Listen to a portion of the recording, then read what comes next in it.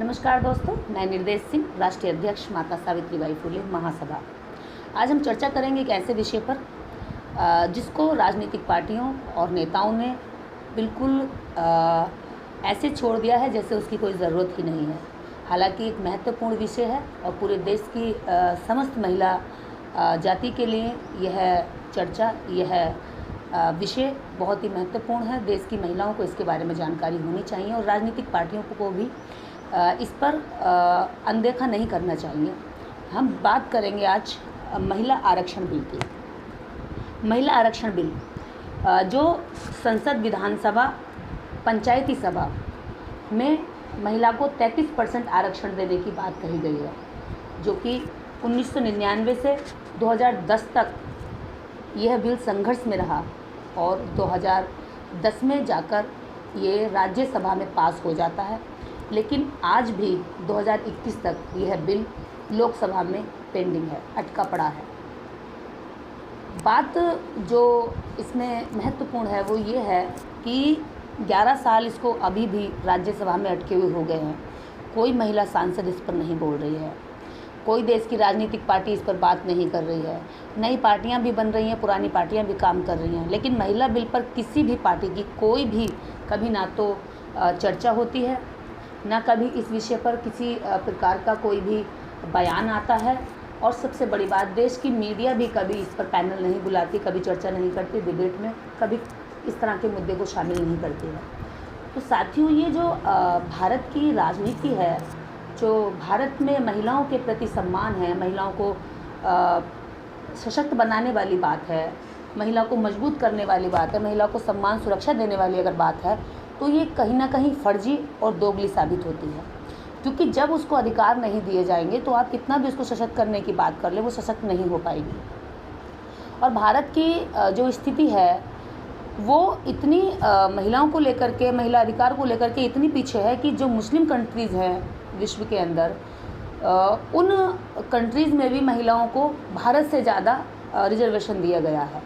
जिन मुस्लिम countries को हम लोग बोलते हैं कि जहाँ महिलाओं को हिजाब में रखा जाता है, पर्दे में रखा जाता है, बहुत ज़्यादा शोषण है और महिला मुस्लिम जो धर्म है वह महिलाओं का बेहद शोषण करता है। तो मैं यहाँ पर ये बात कहना चाहूँगी कि जो धर्म महिलाओं को लेकर के बेहद शोषण की बात करने के लिए हम लोग लगातार इस बात को कह करके अपने जो देश की महिलाओं की स्थिति उसको छुपाना चाहते हैं, तो मैं उन देशों का आंकड़े आपके सामने देखना चाहूँगी। और वो मैं बताना इसलिए ज़रूरी समझती हूँ क्योंकि हमें हमारे भारत में हो रही चीज़ों का और अन्य देशों की जिनकी हम आलोचना करते नहीं थकते, उन देशों की हो रही अच्छी चीज़ों का हमें पता चलना चाहिए, ताकि हम लोग देश की समस्या और समाधान पर अच्छे से चर्चा कर सकें।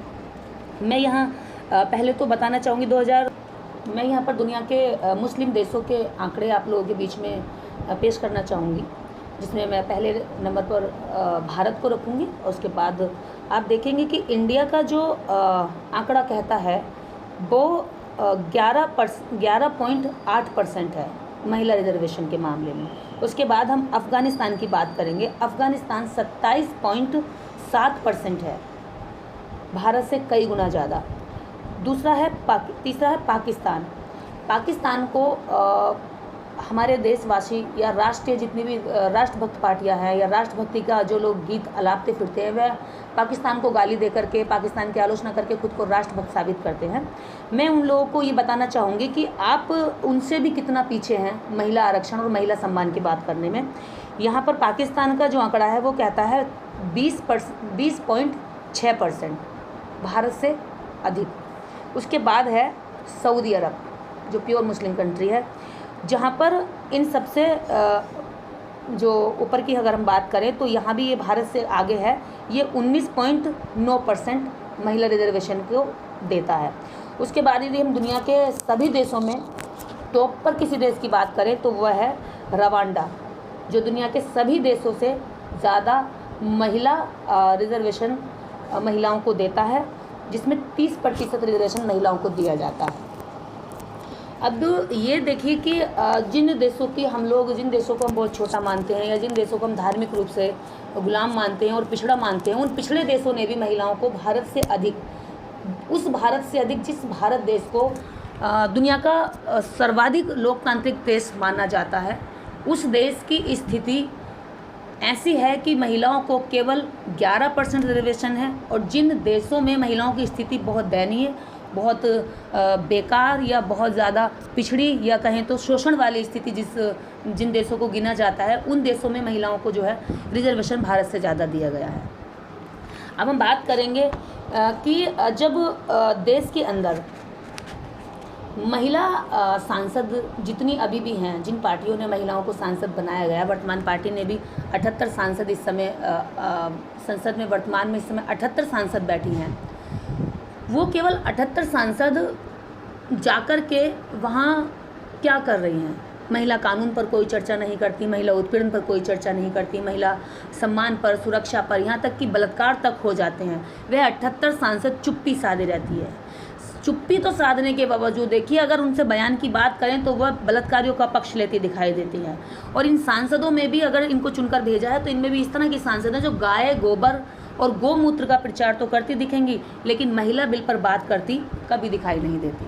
तो ये इन महिलाओं की मानसिकता है। मैं समझती हूँ कि जिन महिलाओं को भी पार्टियों ने चुन करके वहाँ संसद में बिठाया है, उनको भी इस बिल की ज़रूरत नहीं है, उनको भी इस बिल के बारे में चर्चा करने की कोई ज़रूरत नहीं पड़ती है। क्यों? क्योंकि ये जितनी भी 78 सांसद अभी तक हैं, मैं मानती हूँ इनमें से 1-2 को छोड़ करके ये सारी या तो राजनीतिक परिवारों से हैं, या बड़ी बड़ी एक्ट्रेसेस हैं, या फिर ये किसी न किसी धन्ना सेठ की पत्नी या बहन है। तो इन लोगों को क्या समस्या का पता चलेगा? जब आम महिला संसद में जाएगी तो आम समस्याओं पर बात करेगी, उनके सम्मान पर बात करेगी, सुरक्षा पर बात करेगी, उसे पता होगा कि समस्या किस किस तरह की झेलनी पड़ती हैं। तो मैं यही इन पार्टियों के जो एजेंडे हैं उन पर यही मैं कहना चाहती हूँ कि आप लोग जिन महिला सांसद को अगर वहाँ भेज रहे हैं तो उन महिला सांसद में आम महिलाएं होनी चाहिए। अगर हम बात करें कि 50% जो रिजर्वेशन है महिलाओं को दिया है, तो वो देश के अंदर एक पार्टी है ऐसी जिसने महिलाओं को 50% रिजर्वेशन देकर ये साबित कर दिया कि महिलाओं को बराबर की भागीदारी दी जा सकती है।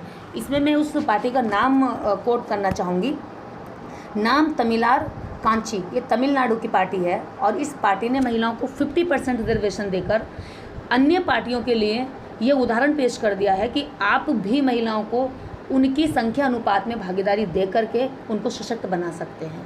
और अब जो आगामी चुनाव आ रहे हैं, मुझे लगता है कि इस पार्टी से बाकी पार्टियां सीख लेकर के महिलाओं को उनकी संख्या अनुपात में भागीदारी देने के लिए काम करेंगी।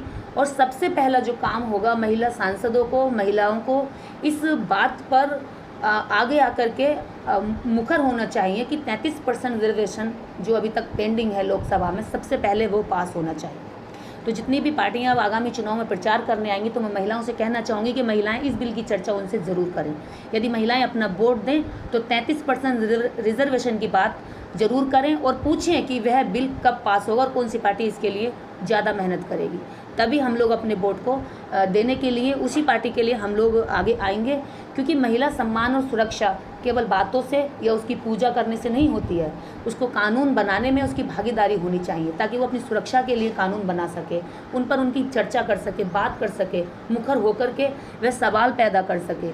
तो इसलिए ज़रूरी है कि महिलाओं को उनकी भागीदारी देना बहुत ज़रूरी है। उनकी पूजा ना करके, देवी ना मानकर, उनको इंसान मानते हुए उन्हें भागीदारी दी जाए।